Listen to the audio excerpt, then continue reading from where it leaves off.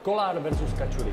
Československý souboj a favorit na zápas večera. Tady se nevyplatí mrkat. Kolár má totiž pro strach uděláno a pro přestřelku nejde daleko. Zástupce žilinského Wolf Pride Gymu se toho vůbec nebojí a můžeme očekávat pořádné bomby.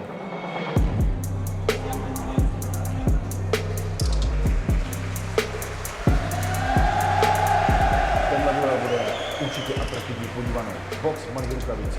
Kačurík je borec, který zatím nenašel svého přemožitele. Uvidíme, jak to dopadne v Žilině.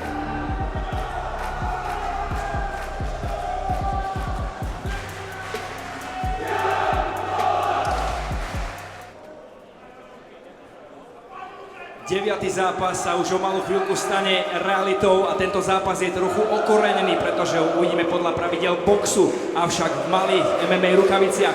Zápas je vypísaný vo váhe do 75 kg, uvidíme 3 kola po 3 minúty. Priatelia, poďme si predstaviť oba rohy, no a začneme v tom modrom. V modrom rohu je pripravený reprezentant DSC Gym Česká Třebová pod trénermi Dušanom Balom a Lukášom Jandom. Aktuálna bilancia 5 víťazstiev a žiadna porážka. Vicemajster Európy, nohy biele opasky, má ešte len 24 rokov, 182 cm a 74,9 kg na váhe. Za modrý roh Českú republiku Lukáš Kačurík.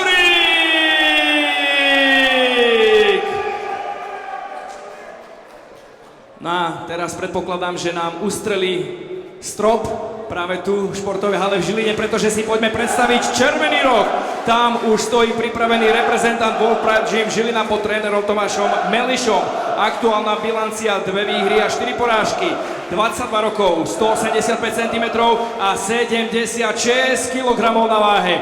Dámy a páni, za Žilinu a červený roh Jakub Olo Kolár!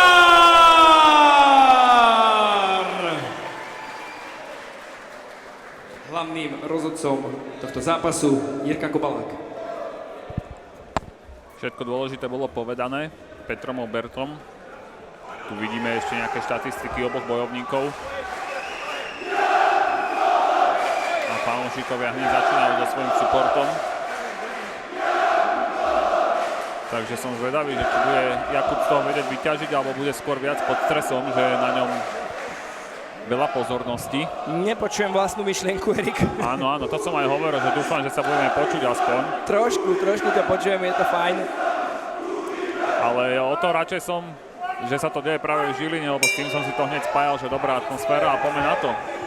Jedno kolo trvá 3 minúty, takže myslím si, že obaja by mali asi šetriť s energiou. Ale pri takejto atmosfére to je veľmi ťažké.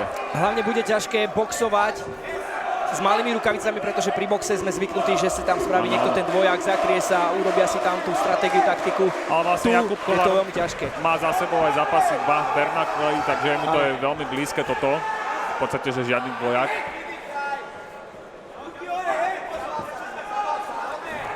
No, ale Lukáš tam pekne potriafal. Jakub tam naozaj pekne potriafal. Určite áno. Ktože ako vlastne spracováva v sebe Jakub Kolár tú atmosféru, ktorú mu tu vytvárajú domáci fanúšikovia. To som aj spomínal, že môže to byť pre ňo veľmi nevýhodné, že je pod tlakom, že toľko ľudí mu fandí, je tu kvôli nemu a nechce ich sklamať. Áno, niekedy to môže strašne zviazať tie ruky. Určite áno. Hlavne v takomto počte, veď ich tam naozaj dosť. Ale uvidíme, no. Ďalšia skúsenosť preňho. Ale jak to bolo aj v Bernakli v Králi ulice, tak Jakub tiež párkrát ťahal za kračí koniec, ale dokázal to otočiť svojou húževnatosťou, minimálne zápas, ktorým sa dostal v titulovej šanci, tak tiež tam prehrával a dokázal to otočiť a supera ukončiť, takže tá húževnatosť tam je veľká.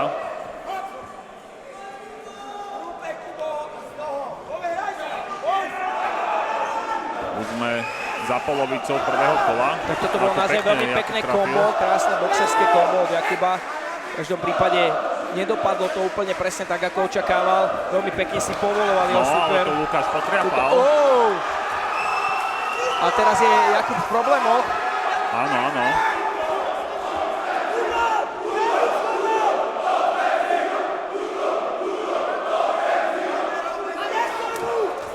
teraz tu opäť trafil. veľmi... Ale tu tak tento naopak zdvihačík. Jakub trafil. Ale keby tam ten zdvihák od Lukáša prešiel... A je vidno na tvárach obok, že už sú tam tie údery áno, spočítané. Áno. No v každom prípade máme pred sebou ešte 35 sekúnd prvého kola. Môže sa zdať, že OK, však majú rukavice, ale tak málo kto vie, že aké sú to tenké rukavice, a hlavne že sú to z kože, že tam hociaký fakt zádrhel môže byť a spôsobí rôzny šrám. Fúha, tá atmosféra. Akože ten damage je zatiaľ oveľa väčší na Jakubovej tvári. Áno. No ale tu pekne trafil teraz tú zadnú. A teraz tam bola čistá brada, mám pocit. Áno. Od Lukáša Kačurika. Záver naozaj veľmi divoký. Wow. Krásne prvé kolo, priatelia. Chalani si môžu dať dole aj rukavice. A kľudne aj z Bernakov. Ja za seba poviem, že som skôr fanúšikom toho ortodoxného boxovania vo veľkých rukaviciach, ale má to svoj náboj, je to naozaj oveľa tvrdší box, by som povedal. A bodový lístok dal skôr na stranu modrého hrovu po prvom kole. Uvidíme, ale ako nám budú chalani pracovať v tom druhom kole a práve teraz sa na to môžeme pozrieť. Ešte krátke poučenie od hlavného rozhodcu Jirka Kubaláka.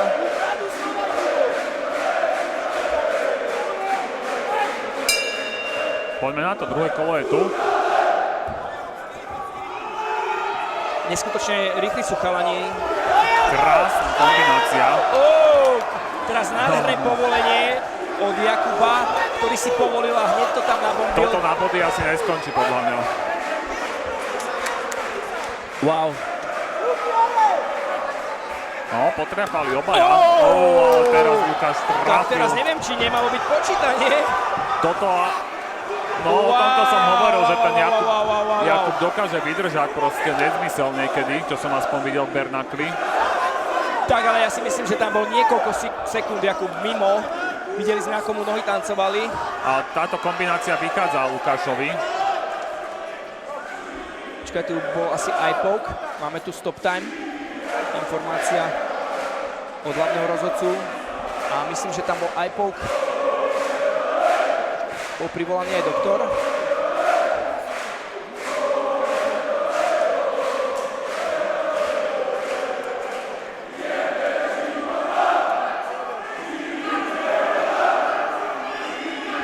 Že to tam aj uvidíme.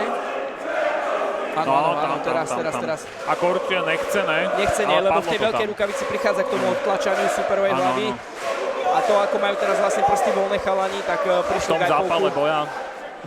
Ale hovoriť pri pravidlách boxu o eye poke je také zvláštne. Netradičné veľmi. Samozrejme nezavinené, teda nebolo to úmyselné a poďme sa pozrieť. A si myslím, že dosť ten eye poke aj pomohol Jakubovi dostať sa z toho úderu, ktorý prišiel niekoľko desiatok Ale sekúnd hneď na predtým. to schytal aj ďalší a tu sú ďalšie. A o tomto som hovoril, proste tá húževnatosť jeho, že wow. Že dokonca ešte dokázal trafiť. Ale tak asi to bolo pošmyknutie, ale respektíve bolo to tak posúdené hlavným rozhodcom ako pošmyknutie. Áno. Ale nie som si istý. Ale to svedčí len o tom, že Jakub sa nezdáva a ide fakt. Stále vie ohroziť Lukáša. A Lukáš už aj spomalil. Nie je to taký ten box, na ktorý sme zvyknutí. Má to prvky rôznych iných športov. V každom prípade, priatelia, Nádhera. krása a ja pevne verím, že neľutujete ten čas, ktorý teraz strávite s nami pred televíznymi obrazovkami.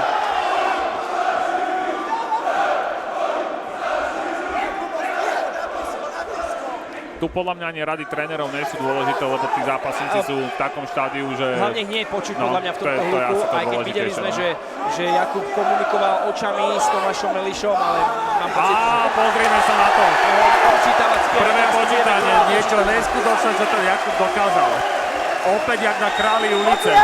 Opäť ťahal za každý koniec, dokázal vyhrať a teraz tu máme prvé počítanie. No uvidíme, či budeme pokračovať. Ja si myslím, že asi áno, ale Áno. závisí to, že koľko je do konca tohto kola, či to dokáže Jakub využiť. 20.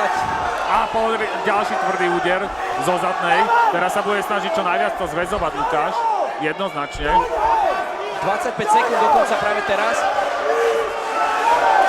A Jakub tam potriapal ďalšie údery. Len sa nepoblázniť je ťažko hovoriť, lebo už sú pobláznení, ale... Tam normálne je jediná možnosť, ako prežiť toto kolo, viazať.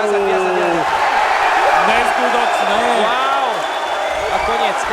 Neskutočné, čo ten Jakub dokázal. Neskutočné, čo ten Jakub zás dokázal. Myslím, že to bolo 5 sekúnd pred koncom kola. Neskutočné.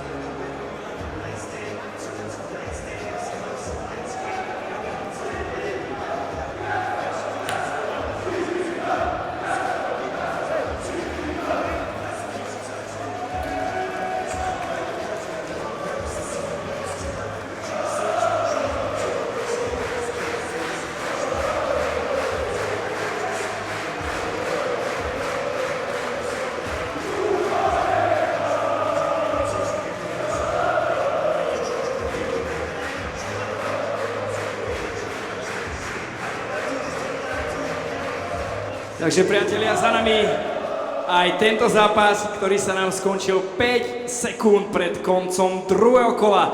No a na KO, na neuveriteľné KO sa víťazom stáva roh červený Jakub Olok Kolár!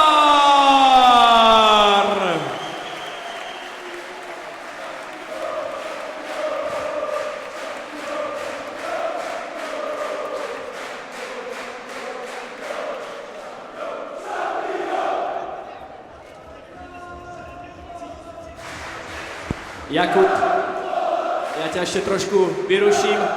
Chalani môžu kričať, my môžeme sa rozprávať aj na hlas. V prvom rade gratulujem ti k tejto neuveriteľnej výhre, bolo to krásne, ale dá sa povedať, že to bolo z mŕtvych stanie, pretože naozaj si tam mal už dosť po tom jednom údere, kedy fakt som videl, že už bude koniec. Super to ale nedokočil a naopak ty si ho dokázal takto krásne dvakrát za sebou poslať k zemi. Aký je to pocit pred takouto kulisou vyhrať takýto tvrdý zápas?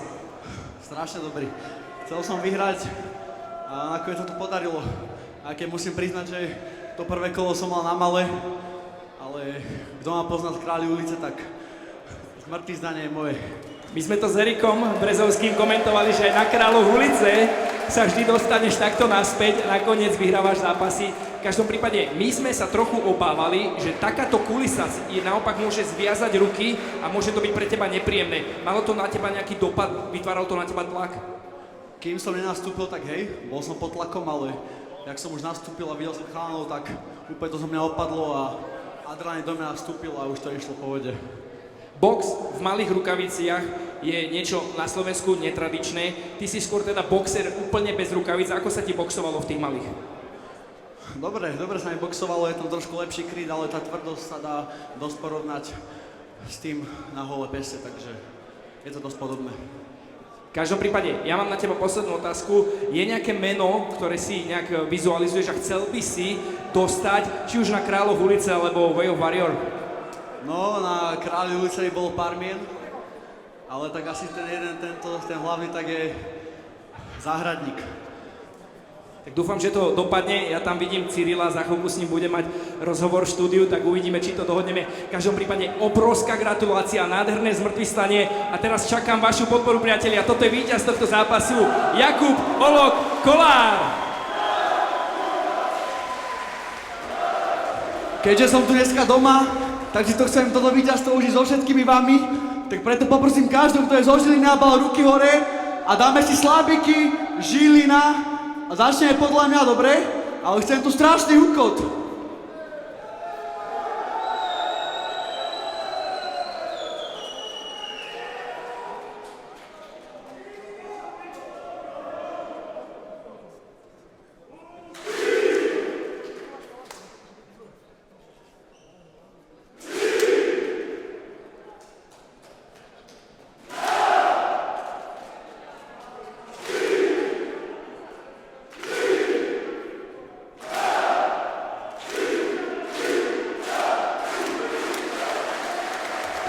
Priatelia, ešte raz Jakub Olo Kolár, víťaz tohto zápasu.